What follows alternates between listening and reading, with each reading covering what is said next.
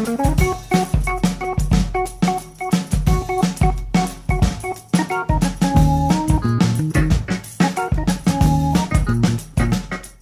tal? ¿Cómo les va? Bienvenidos a un nuevo programa de Fórum Jurídico Fiscal, programa imperdible y muy completo en el día de hoy, así que tenemos que comenzar con nuestro contenido. En este inicio de programa vamos a ir al encuentro del doctor Osvaldo Balán, un amigo de la casa y un especialista justamente para tratar este tema de las viviendas sociales. Cuidado que con el objetivo de promover estos emprendimientos hay un tratamiento impositivo diferenciado. Hay que estar muy atento a esta columna. Así empieza hoy Fórum Jurídico Fiscal. Hoy vamos a hablar de una nueva exención en el IVA que es reciente, fue dispuesta por la ley 27.467 y se refiere a la exención para vivienda social. Convengamos que en el impuesto al valor agregado hubo tratamientos en la prehistoria del IVA vinculados a la exención para vivienda económica. Y bueno, esta ley lo que pretende justamente es abaratar a la vivienda social, que ahora vamos a comentar de qué se trata, a través de esta exención en el impuesto al valor agregado. Se suele decir que la vivienda es un bien meritorio, por darle alguna acepción, ¿no? Y que merece algún tratamiento preferencial. Entonces, tenemos estos artículos de la ley 27.467, los artículos que van del 96 al 98, si mal no recuerdo, y tienen que ver con obra sobre inmueble propio, trabajo sobre inmueble ajeno, ¿sí? Siempre estamos en una obra nueva destinada a vivienda. Y lo importante es que, bueno, hace referencia, son muy pocos los artículos, se hacen referencia al decreto 1230 del 96 que tiene que ver con la reducción de la tasa del IVA para vivienda. Hay que tener cuidado porque son dos regímenes que son distintos. A partir del año 1996 rige la reducción de la tasa del IVA para vivienda y está reglamentada esta reducción por el decreto 1230 del 96. Entonces, la ley, esta ley nueva de exención, refiere también al decreto para ver qué es lo que está incluido. O sea, ¿qué está incluido? Obras sobre inmueble propio, o sea, artículo 3º, inciso B de la ley, y trabajos sobre inmueble ajeno, artículo 3º, inciso A, siempre en, para decirlo de alguna manera clara, en una obra nueva destinada a vivienda.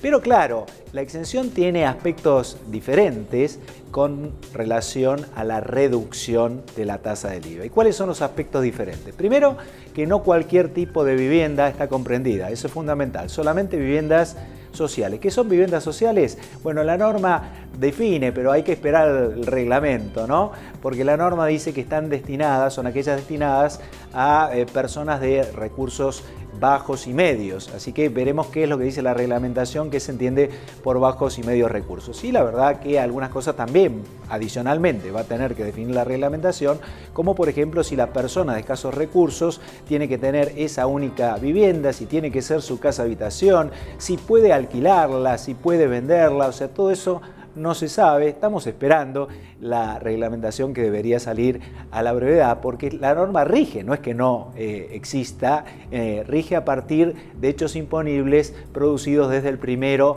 de enero del corriente año. Y uno diría, bueno, claro, ¿qué más? ¿Qué otra diferencia tiene? No cualquiera va a estar beneficiado, sino que son las empresas ejecutoras de estos proyectos que serán las que también sean designadas. O sea que alguien tiene que ser designado empresa ejecutora. Tiene que tratarse de vivienda social.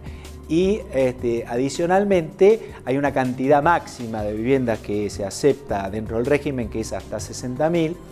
Así que, bueno, todos esos son requisitos a tener en consideración. Y uno diría, bueno, pero si alguien está exento en el IVA, ¿qué pasa con el crédito fiscal? Esa es la segunda parte del régimen, porque para aquellos que estén beneficiados por esta exención van a poder recuperar el IVA contenido en las etapas anteriores, ¿sí? Primero a través del sistema de compensación y si no, la norma prevé la eventual devolución. Vamos a ver cómo lo devuelven, esperemos que sea en un plazo razonable, ¿no? Y que tengan en cuenta una tasa de interés razonable y no el 0,5% que tanto ha sido discutido, ¿no? Estos 6% anual cuando el fisco le debe al contribuyente. Una cosa buena que tiene este régimen es que abarca las obras de infraestructura. Ustedes saben que en materia de reducción de la tasa del IVA para vivienda, las obras de infraestructura no están beneficiadas. En cambio, en este nuevo régimen de exención en el IVA para viviendas sociales, esto es, gente de escasos y medios recursos, también corresponde la exención para todo lo que sea obras de infraestructura que hacen a la construcción y al funcionamiento de la vivienda. Esperemos que prontamente se reglamente para que esto sea operativo.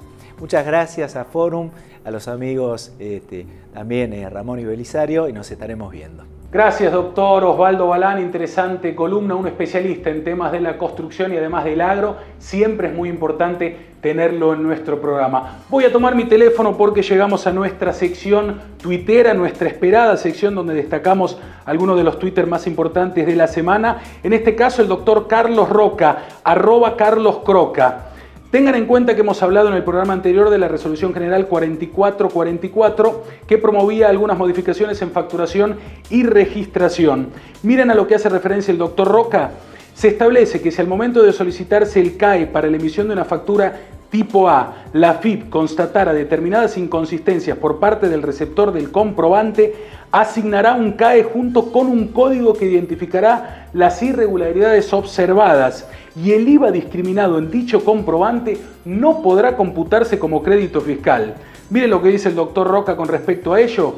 Lo que establece la Resolución General AFIP 4444 es una verdadera trampa con el solo fin recaudatorio. Qué importante realmente, ¿no?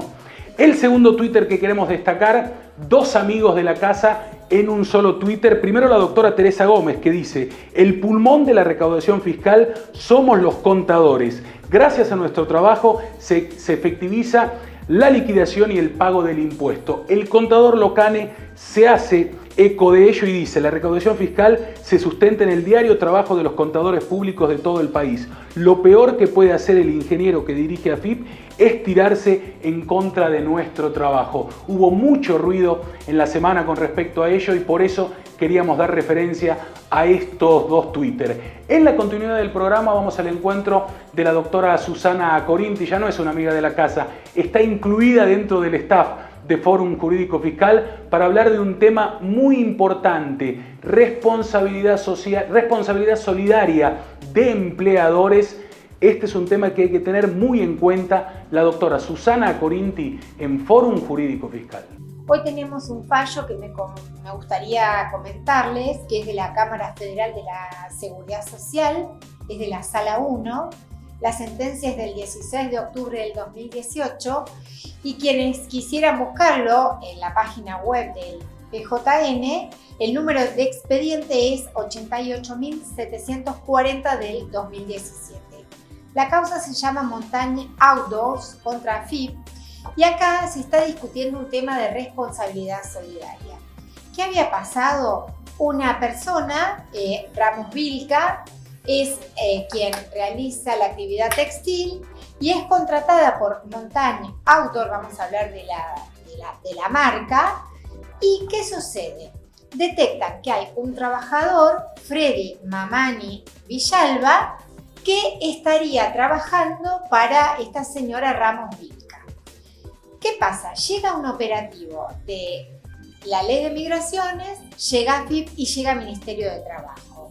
En este contexto, ¿qué detectan?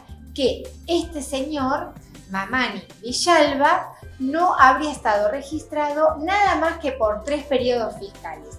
¿Qué periodos son? Septiembre de 2013 a noviembre de 2013 inclusive. ¿Cuál es el monto del ajuste? Ustedes se van a reír. El monto es, por capital, 2.630 pesos y por intereses 1.645 pesos. Quiere decir que este importe, que no llega a los 5.000 pesos, el contribuyente, la marca, lo paga. ¿Y qué sucede? Tiene el derecho al trámite de recurso de apelación ante la Cámara Federal de la Seguridad Social. Lo que acá nos preocupa fundamentalmente es que la Cámara aplica la responsabilidad solidaria en base al artículo 30 de la Ley de Contrato de Trabajo. ¿Y qué es lo que sucede? Esta señora Ramos Vilca trabajaba para la marca a través de lo que se llaman talleres a domicilio. ¿Qué ley se aplica? Es una ley vieja, la ley 12.713, es de noviembre de 1941 y los jueces de la Cámara Federal de la Seguridad Social hacen la sentencia en base a una doctrina del año 1942. A ver, ¿por qué me preocupa? Bueno, porque si bien acá estamos hablando de un monto excesivamente bajo, lo cierto es que a quien citan, que es el doctor Luis Despontin, habla de un industrialismo del año 1942. Y nosotros estamos en la época de Internet, en donde las comunicaciones son otras. Pero fíjense lo que dice acá. Dice, habla del problema del trabajo a domicilio, en este caso específico de la industria textil, y dice que este problema es la consecuencia directa de la incorporación de la máquina como instrumento esencial en la producción y trajo como consecuencia no deseada el logro del máximo beneficio con el mínimo esfuerzo. A ver, esto lo queremos todos, el máximo beneficio con el mínimo esfuerzo. Pero lo grave de acá es que están aplicando la responsabilidad solidaria a la marca en base a la ley 26063. O sea, tenemos el artículo 30 de la ley de contrato de trabajo y también la ley 26063, que como ustedes saben es la que establece las presunciones generales a favor de las relaciones de trabajo. ¿Pero para qué? Para que haya una relación de trabajo en base a la cual la AFIP puede reclamar aportes y contribuciones. Entonces, fíjense, tenemos una ley de contrato, digamos, una ley de trabajo a domicilio del año 1941, una doctrina de 1942, ¿y qué resuelve la Cámara Federal de la Seguridad Social? Dice que hay responsabilidad solidaria, no de la ley 11683, sino de la ley de contrato de trabajo, y declara formalmente admisible el recurso y confirma la resolución recurrida. Es decir, que la AFIP puede hacer este tipo de reclamos basándose en otras normas que no están vinculadas a las leyes tributarias específicamente. Muy bien, seguimos con el programa. Tengo en mis manos el reporte tributario. Saben ustedes que pueden visitar nuestra página. Allí están todas las novedades, todos los programas. Este reporte tributario que también es muy importante. Rediseñada la página, aquí la estamos viendo. Un saludo a otro integrante de nuestro staff, el señor Juanpi Mirolo. Una hermosa página rediseñada para ver todas las novedades. Este reporte se reformuló el régimen exporta simple para pequeños productores, nueva resolución general conjunta que reemplaza a la anterior, escribe la doctora Lidia Santa Cruz, realmente imperdible. Producción y comercialización de haciendas bovinas y bubalinas, otro tema que tratamos allí.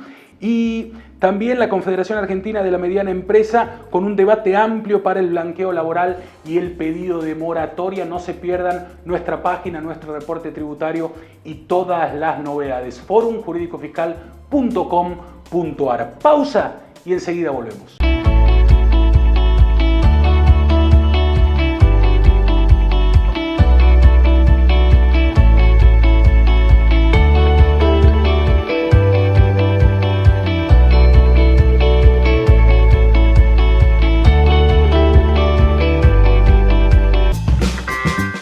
Seguimos en Fórum Jurídico Fiscal, estamos en el Servicio Meteorológico Tributario, una sección prometida y esperada por todos. Está con nosotros Lucy. Bueno, ¿cómo está el día, Lucy? ¿Estás preparado para saber el tiempo? Necesito Dentro saberlo. del estudio. Sí, bueno, sí. Comenzamos con un hermoso día soleado, especial para preparar las declaraciones juradas del IVA. Bueno, hermosa esta profesión. Realmente es un placer, una tranquilidad ser contador público. Esperemos que siga así. Y se nos está escondiendo un poco el sol, se está nublando. Llamó un cliente por un embargo en la cuenta de 2 millones de pesos. Pero ¿por qué están todos los BEP, están los planes de facilidades de pago, está todo pagado? Que no se empiece a complicar el clima, por favor. Estamos en la tarde con un clima oscuro, complicado, tormenta. Acaba de llamar el inspector porque no se cumplió con un requerimiento ya en tono amenazante. Pero está todo presentado. A ver. bloquearon la constancia. Bueno, este inspector no sé qué hace, pero este cliente ya no puede trabajar. Realmente está muy complicado el día. Los 4.500 pesos los voy a tener que gastar en otra cosa, me parece. Se está poniendo muy complicado el tiempo. Y lamento informarte que terminamos el día con granizo, con rayos, centellas y todo porque no funciona la página, no se puede cargar las declaraciones de IVA. No, bueno, multas. Ya no sé qué voy a hacer esta noche. 4.500 pesos se van todos en multa. No se puede trabajar así. ¿Está el contador Pena por acá? ¿El productor ejecutivo no está? Rompemos todas las declaraciones juradas. Hoy no hubo nada que hacer en el estudio. Estamos con el doctor Ezequiel Pasarelli. ¿Y qué es lo que queremos preguntarle? En realidad queremos saber su mirada práctica de contador de la trinchera, de esos que realmente están todo el día con el cliente, batallando con las crisis y los impuestos altos. Y queremos saber, hola Ezequiel, ¿cómo estás? Ricardo. Bien. ¿Cuál es tu opinión con respecto al efecto del revalúo? ¿Les conviene? ¿No les conviene? ¿Qué efecto ha tenido hoy por tu experiencia, no? Sí. Y lo primero que estaría bueno remarcar es que la difusión entre las empresas fue muy chica. El gobierno pretendía recaudar algo así como 1.500 millones de pesos, terminó recaudando 2 millones de pesos, se metieron 200 empresas en el revalúo. A mí me parece que... Absolutamente exiguo. No, la verdad no sirvió para nada, para decirlo bien claro. Lo que trataba de hacer el gobierno con el revalúo impositivo en particular era reconocer que no se había aplicado el ajuste por inflación impositivo desde mayo de 1992 y toda esta injusticia que traía en las empresas que estaban pagando impuestos a las ganancias por rentas que no correspondía que se estén pagando, lo cual todos lo sabemos. Pero este remedio que se les dio, en mi opinión en particular, bueno, y como queda a luz de los números... Sí, claro, los hechos lo están desmereciendo sumamente. El problema es que para, digamos, reconocerte un error que puso el propio Estado, sin color político, el Estado, técnicamente hablando, hay que pagarlo. O sea que en realidad el esfuerzo del ciudadano y del empresario es doble, porque por un lado pagó sobre ganancias fictas y por otro lado tiene que pagar para que no le pase en el futuro. Exacto. ¿A quién le puede convenir? Nosotros hicimos varios estudios y sobre todo hicimos los cálculos y a mí en particular me parece que no le conviene a prácticamente nadie. Uno de los principales problemas que tiene el revalúo es que, recordemos, tenés que renunciar expresamente a la posibilidad de aplicar el ajuste por inflación impositivo al pasado. O sea, si querés... hacia atrás. Claro, si querés repetir todo lo que te das cuenta hoy que pagaste de más, no lo podrías hacer en caso que apliques el revalúo, por lo cual yo era una de las primeras críticas que le hacía cuando salió esto. Y... Bueno, y si estás si lo estás litigando, también tenés que renunciar, ¿no? Tenés que renunciar y pagar. Sí. Entonces yo ahí decía, es prácticamente una locura decirle a un empresario, estás peleando por un derecho que te corresponde, bueno, renunciá, pagá y pagá además para actualizar tus bienes hacia el futuro. Lo único que me parece que traía de bueno era la posibilidad, esta discriminación que hay entre las empresas que lo aplican y las empresas que no lo aplican, de actualizar por inflación los bienes que estabas revaluando. Claro. Eso me parece que era la única frutillita que traía el revalúo impositivo, pero haciendo los números uno se da cuenta de que igualmente no sirve. Otro de los grandes problemas que traía el revalúo impositivo, recordemos, era si vos revaluabas un bien y lo vendías en el primer año o en el segundo año.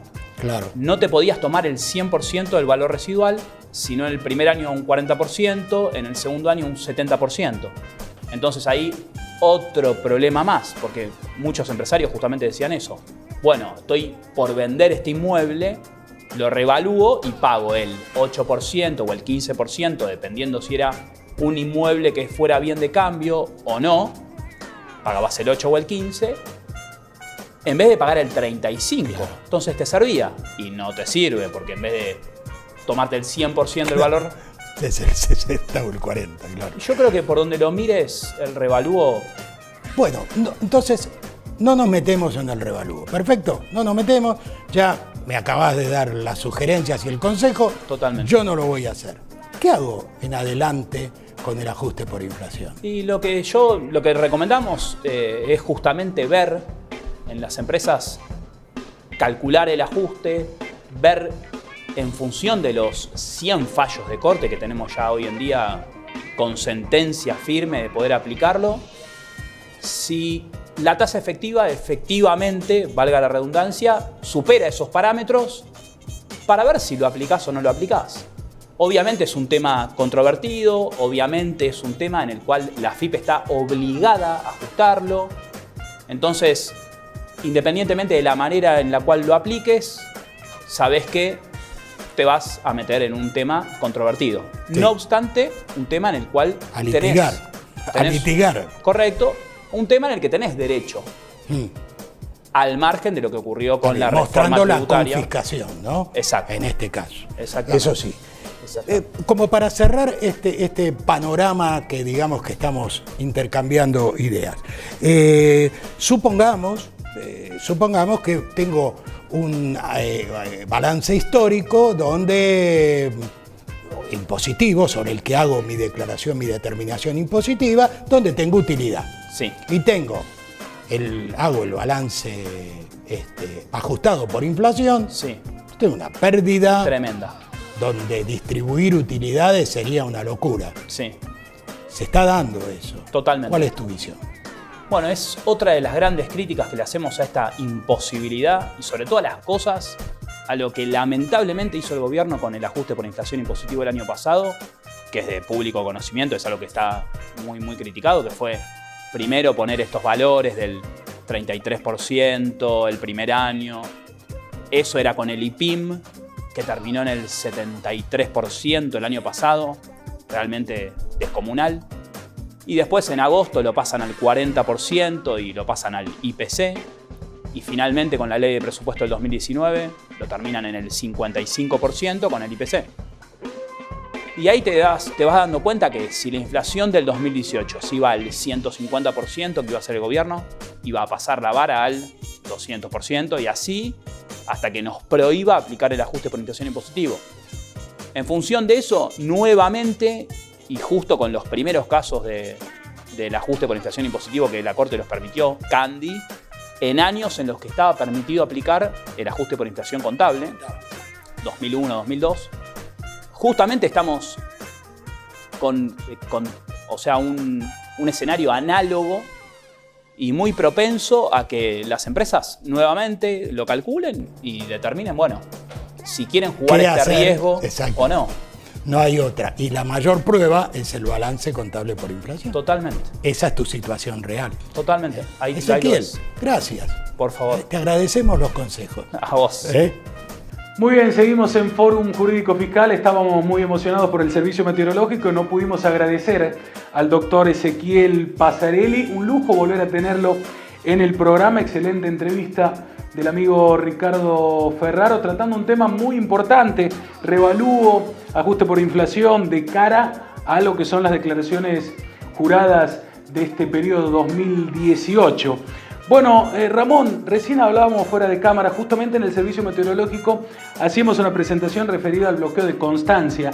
Hay un fallo de cámara muy interesante referido al bloqueo de Quit. Exactamente, el fallo es MIMET SRL contra Estado Nacional, AFIP, sobre amparo ley 16986. Bien. Es de la Cámara Contencioso Administrativo Federal, Sala 5. Bien, primera instancia. En contra del contribuyente, no le hacen lugar a la acción de amparo. La Cámara hace lugar a la interposición y revoca la sentencia apelada, entonces admite la acción de amparo. Correcto. Con costas a la vencida, o sea, a la AFIP, o sea al Estado Nacional. O sea, nosotros. Claro, seguimos pagando. Algunos puntitos tres claves. Puntos que se les destacar. En primer lugar, lo que dice la Cámara es no llegar a esta instancia extrema por algunos incumplimientos a los deberes u obligaciones en materia fiscal. O sea, no prohibir el ejercicio lícito del comercio por un incumplimiento de los deberes formales. El segundo punto es llegar a la instancia extrema de bloquear la CUIT, de inhabilitar la CUIT, sí, pero cuando se trate de sociedades denominadas fantasmas o de cartón, que han sido creadas únicamente y con el único propósito de eludir sistemáticamente todas las leyes fiscales. Perfecto. Y el tercer punto que quería destacar, que eso lo escribe el fiscal general, es referido a que no existe un acto administrativo expreso en donde diga por qué y se fundamente por qué se llega a esta instancia. Entonces, en definitiva creo, si la administración sigue con esta postura, yo creo que vamos a tener muchísimas causas y muchísimos temas sobre la baja o bloqueo de la CUIT en todo este año. Que justamente no deja trabajar al comercio y a la empresa en un momento tan difícil y con una situación económica tan complicada. De cara al futuro vamos a seguir viendo esto en el programa, va a haber mucho para hablar. Seguramente habrá mucho para hablar porque si no existe un acto administrativo al menos en el que se indique y se justifique llegar a la instancia extrema de bloquear la CUIT, yo creo que se va a judicializar bastante el tema. Excelente la explicación, nosotros nos estamos despidiendo, hemos tenido un muy buen programa, gracias doctor Ezequiel Pasarelli, gracias doctor Osvaldo Balán, gracias doctora Susana Corinti, estuvo en la producción periodística el doctor Ricardo Ferraro, Ezequiel Paoletti y Hernán Ramos en la producción detrás de cámara, un programón realmente, y además hemos tenido nuestro primer servicio meteorológico tributario. Nosotros los esperamos juntos dentro de 7 días para hacer nuevamente esto que es Fórum Jurídico Fiscal. Chau y hasta la próxima.